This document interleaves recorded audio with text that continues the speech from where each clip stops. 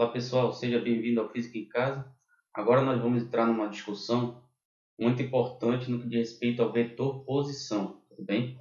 Logo mais a gente vai definir o que de fato é um tensor métrico, certo? Que está muito relacionado com a superfície a qual nós queremos trabalhar, certo?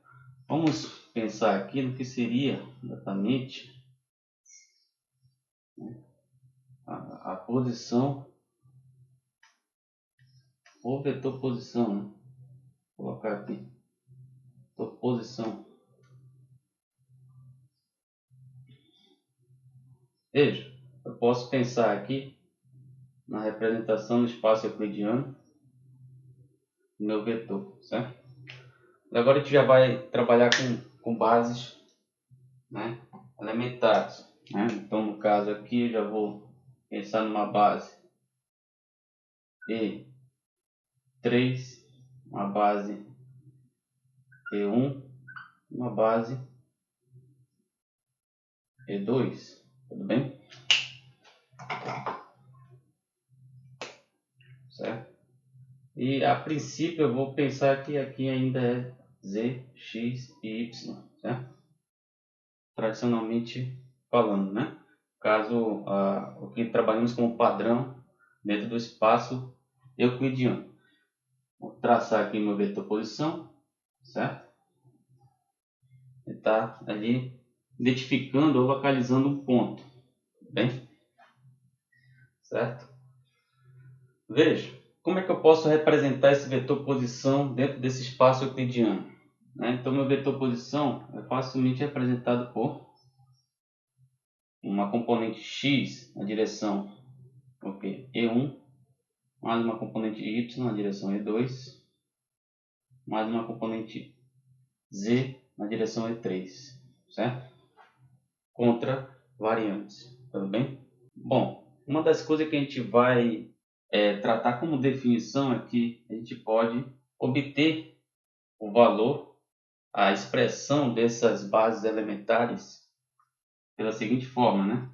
Uma base elementar contra variante é a derivada parcial do meu vetor posição em uma dada coordenada generalizada, né? Vou chamar de xi, tudo bem? Veja, vamos trabalhar no que diz respeito à coordenada generalizada. Para mim obter, por exemplo, o E1, eu faço a derivada parcial em relação a x1, certo? Sobre o meu vetor posição, certo? Quem é x1? x1, no meu caso, o x1 pode ser, por exemplo, igual a x, tranquilamente, certo? Quem seria o x2 neste caso aqui? O x2, vou colocar aqui, ó, v2, derivada parcial, vetor posição, x2. O meu x2, nesse caso, ele vai ser exatamente igual a y. Assim como o x3, no caso seria a minha base elementar 3, seria a derivada parcial do vetor posição a coordenada x3, certo? Então meu x3 seria exatamente a minha coordenada z, tudo bem? Mas veja, essas coordenadas, cujo índice tem 1, 2 e 3, são coordenadas generalizadas, certo? E que elas podem ter uma correspondência com outra coordenada. Por exemplo, em coordenadas polares,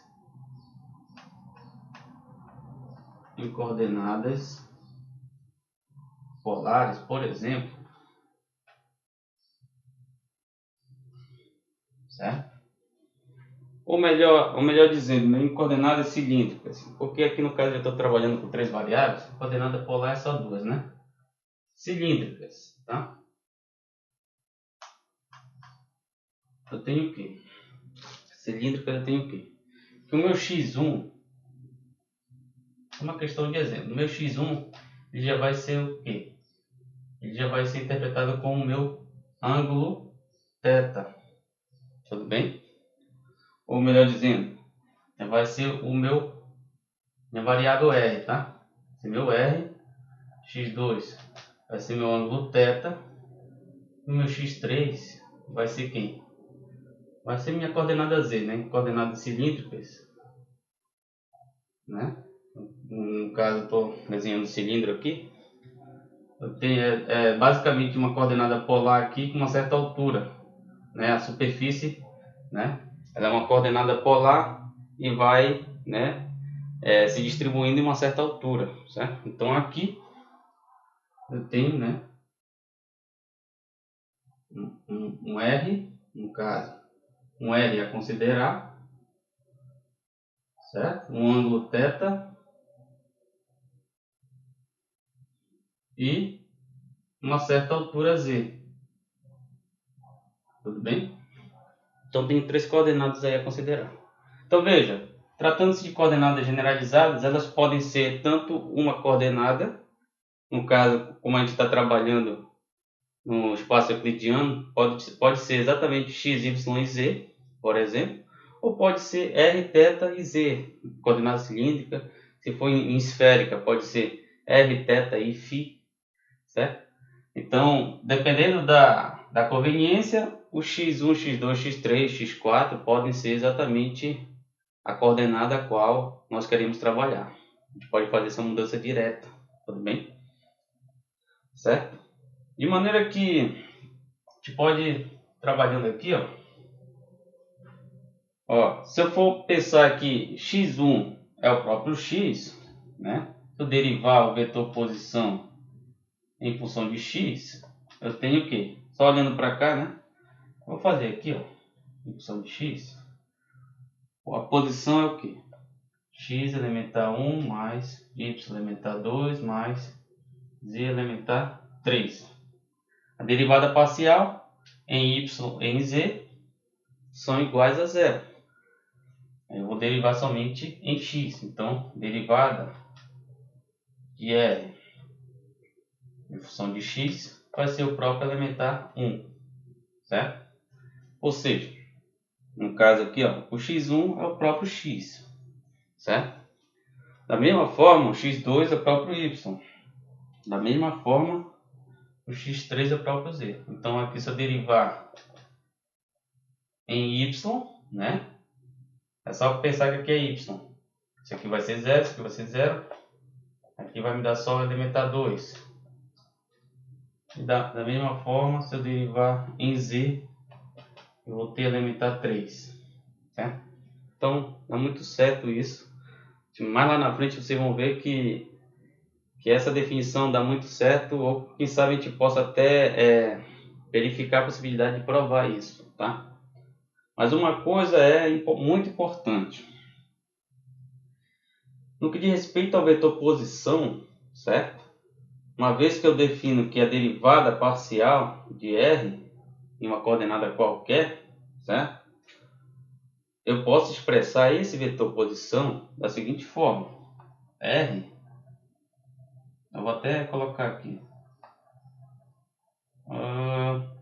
não, deixa eu apagar, vou colocar aqui, vou colocar um logo, quem é r? O r, ele pode ser exatamente quem? Pode ser exatamente, eu posso exatamente substituir essas quantidades aqui, ó. Mas por enquanto eu não vou fazer isso, tá? É conveniente que eu faça um tratamento, por exemplo, infinitesimal, certo? Se eu pensar, por exemplo, em derivar o vetor R, uma vez que essas bases são bases canônicas dentro do espaço euclidiano, certo? Eu vou ter uma quantidade elementar dx, dy, dz. Então, por exemplo, eu vou colocar aqui uma quantidade elementar, que é uma derivada, né, sobre R, vai ser a derivada em x elementar 1, mais a derivada em y elementar 2, mais a derivada em z elementar 3. Tudo bem? Certo? Agora sim, eu posso substituir no lugar das bases essa quantidade de derivação parcial. Aí fica como? Quantidade elementar em R vai ser...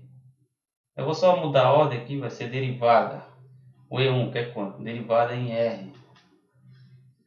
Em X, dx, mais derivada em Y. Vai ser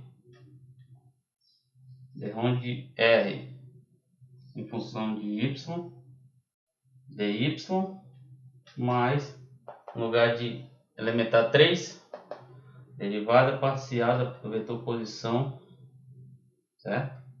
Em relação a z, dz, certo? Só como tem ali, não é problema, né?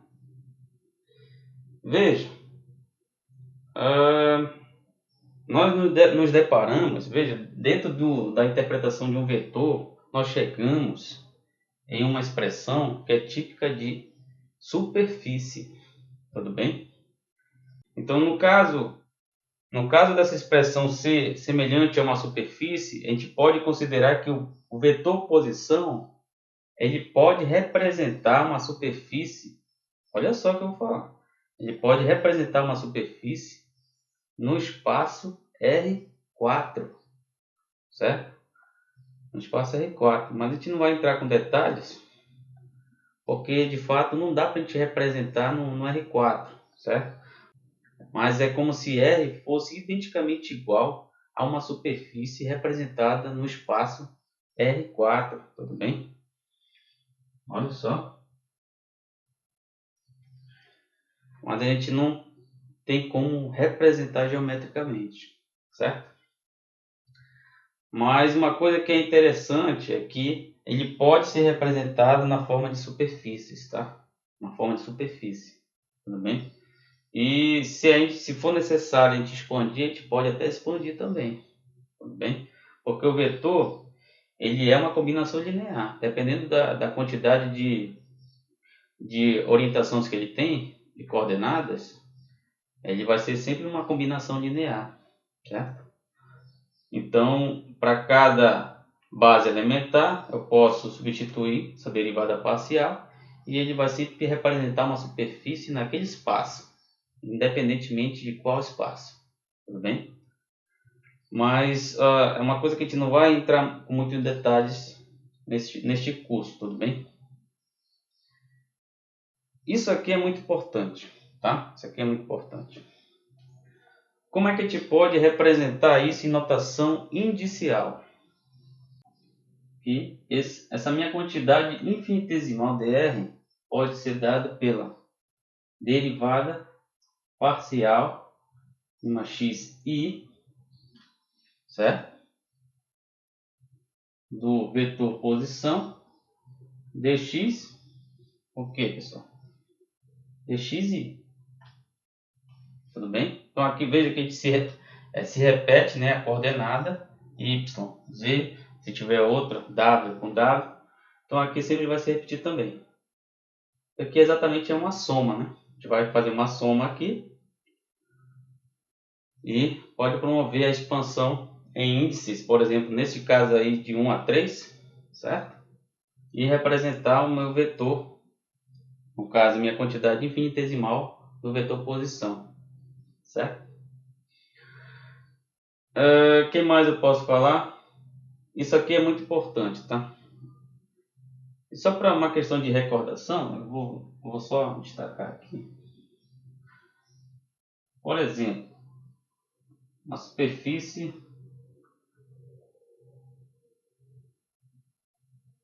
no R3, né? Superfície no R3, só para reforçar mais o que eu falei, zxy, então pensar que eu tenho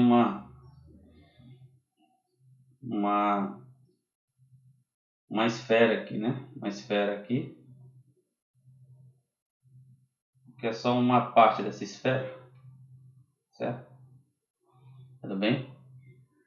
Veja, uma quantidade infinitesimal dz que vai projetar, né, em um ponto independente aqui, xy. Se eu for projetar no ponto z, certo? Essa quantidade infinitesimal dz, ela é exatamente dada pelo quê? A derivada parcial de z em relação a x, dx mais derivada parcial de z, y, dy. Então, no caso, no R3 é basicamente isso, certo? Então, no R4 a gente faz uma expansão um pouco maior, tá? A gente faz uma expansão a mais aqui, série de coordenadas. Tudo bem?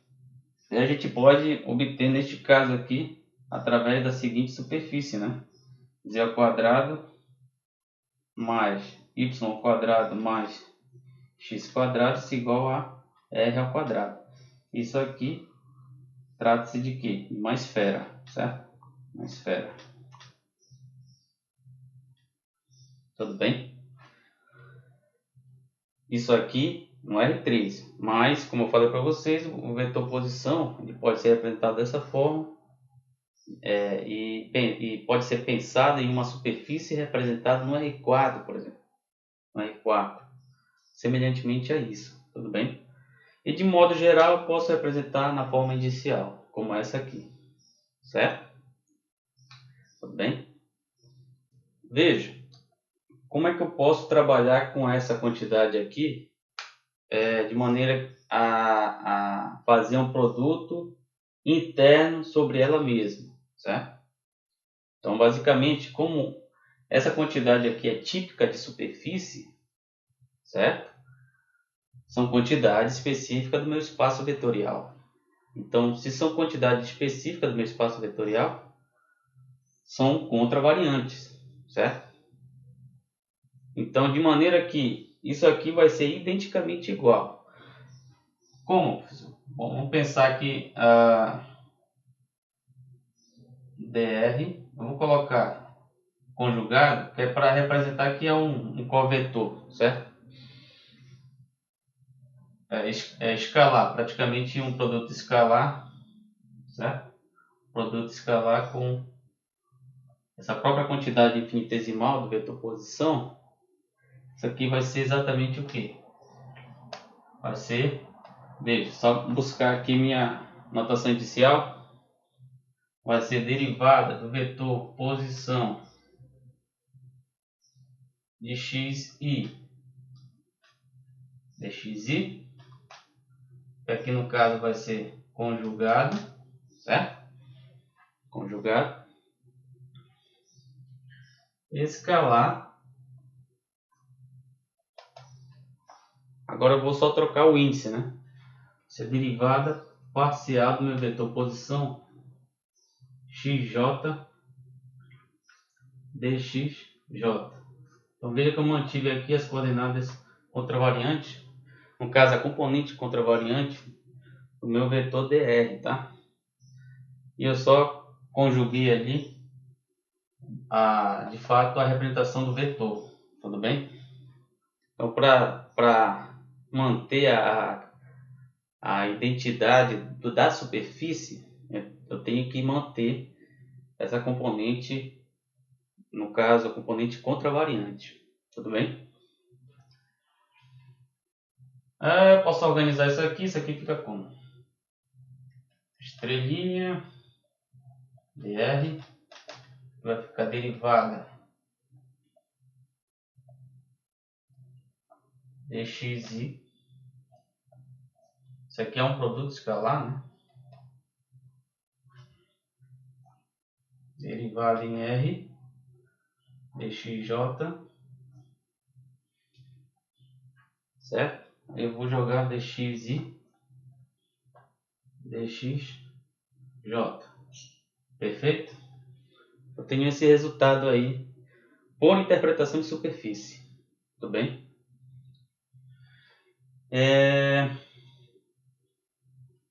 Isso aqui é importante. Agora vamos fazer outra interpretação.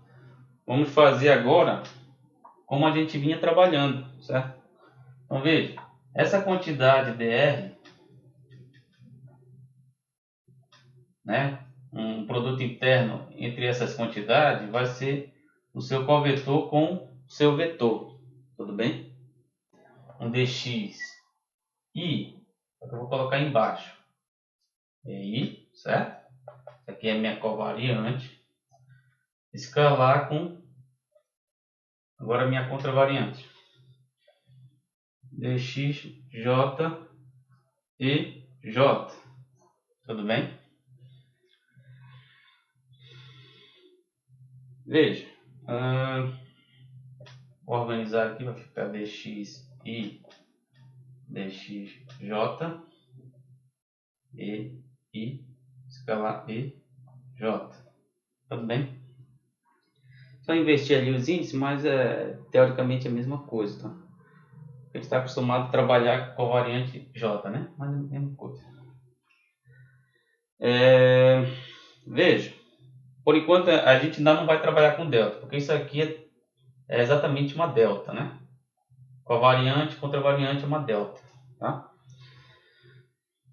Aqui é o meu complicador. Por quê? Porque os índices aqui, ó, estão todos em cima, que são contravariantes. Aqui eu tenho uma covariante, certo? Então, o que eu faço para subir o índice? Eu utilizo quem, pessoal? Eu utilizo a métrica, certo?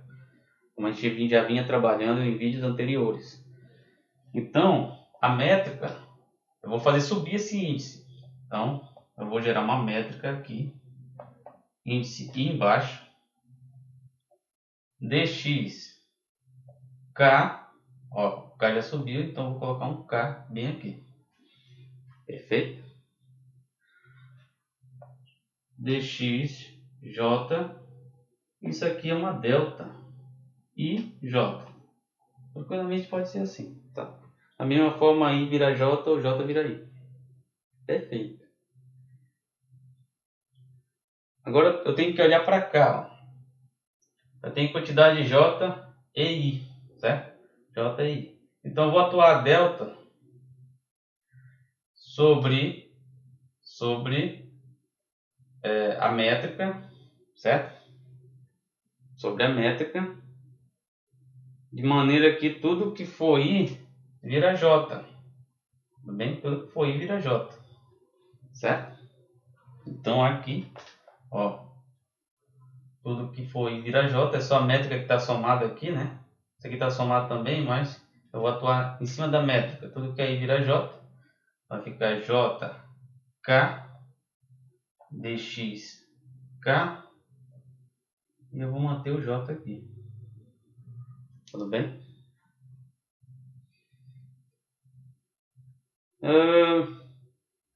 Uma coisa que eu esqueci, né? Aqui na componente i, estrelinha também, tá? Isso aqui é estrelinha. Eu passo estrelinha, que é estrelinha também.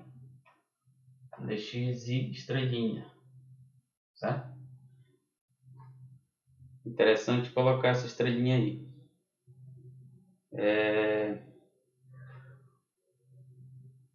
Certo? Aqui o meu dxi é estrelinha, então aqui estrelinha. Quando converteu aqui, isso aqui ficou estrelinha, certo? Tudo bem? O que mais? Ficou estrelinha aqui, certo? Bom, veja, uma das coisas que para deixar bem tranquilo para a gente interpretar é justamente o quê? Que a métrica JK, opa, deixa eu só tirar isso aqui. Aqui eu estou trabalhando com I e J, né? Então aqui eu vou ter que dizer que K é igual a I, tudo bem? Dizendo que K é igual a I, eu tenho que JI dx estrelinha I dx J. Pronto. Essa quantidade aqui, ó, é igual a essa quantidade aqui. Tudo bem? De maneira que a métrica é exatamente igual a toda essa quantidade aqui, ó.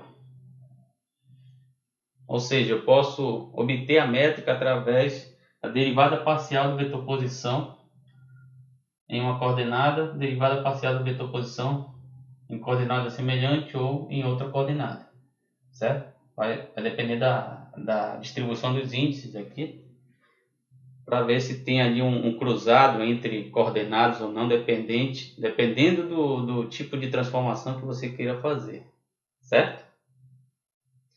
Então vou colocar bem aqui o resultado, vou apagar aqui essa questão da superfície. Logo, a métrica JI, certo? É dada pela derivada da posição em relação a xi, estrelinha, produto interno com essa outra quantidade aqui, derivada em xj no vetor posição. Tudo bem? Então, é dessa forma que podemos calcular. Como é que a gente vê nos livros, né? A gente vê nos livros que basicamente é só inverter, né, o que a gente vinha trabalhando também, quantidades covariantes, contravariantes, certo? Quantidades covariantes, contravariantes. A gente pode pensar também em inverter o índice, IJ. Então, tudo que é I vira J ou vice-versa, certo? Então, esse aqui vai ser exponente J escalar exponente I. Tudo bem? Essa inversão de índice se deu bem aqui, né? Porque geralmente a gente trabalha com J aqui. Mas, enfim, dá o mesmo resultado, certo? Isso aí é invariante, né? Tudo bem? Então, a todo momento que você for fazer uma transformação de coordenadas, ir para uma coordenada, sair de uma para outra coordenada, né? Você já pensa no tensor métrico, certo? Já pensa em calcular o tensor métrico ou buscar a expressão do tensor métrico, porque é algo específico de superfície, certo? Veja que a gente veio de uma interpretação de superfície para chegar nesse resultado, certo? Então é algo específico da superfície a qual você quer realizar a transformação, tudo bem? Logo mais a gente vai ver, no caso, a representação do tensor métrico em coordenadas polares, em coordenadas esféricas, em coordenadas cilíndricas, certo? A gente vai ver várias representações do tensor métrico, certo? Ele poderá ser muito importante futuramente, por exemplo, para calcular, por exemplo, o divergente, né? Ou estabelecer o divergente em coordenadas polares, esféricas, cilíndricas, certo? Qualquer outro tipo de superfície, tudo bem? Trabalhar com rotacionais vai ser importante também para estabelecer algumas identidades vetoriais. Então, é extremamente importante a questão do tensor métrico, tudo bem? Então, por hoje nós ficamos por aqui no que diz respeito ao vídeo de hoje, certo? E logo em seguida a gente já vai fazer a aplicação sobre essa quantidade tão importante dentro da análise tensorial. Tudo bem?